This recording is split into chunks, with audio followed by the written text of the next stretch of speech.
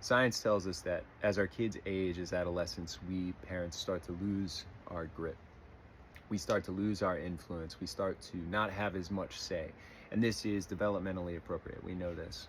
They're gaining more independence, agency, and autonomy. And it still sucks for us because we want to influence, we want to lead. But there's two solutions.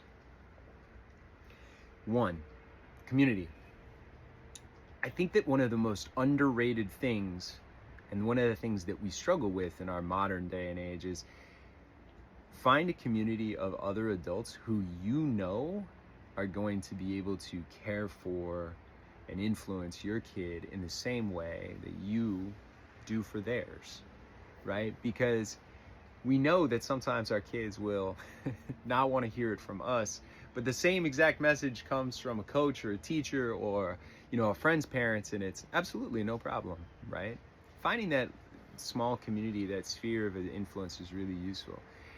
And the second thing is, now it's a relationship. If you shift from the hierarchy of where the child is dependent on you, and you shift into relationship, of a more equitable relationship, you change your lens on the way that you relate to that other human being,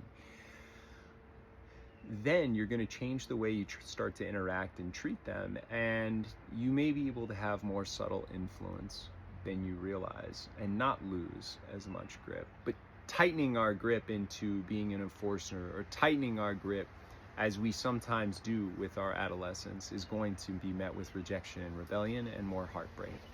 So find your community and shift the way you're thinking from a family hierarchy to a collaborative relationship.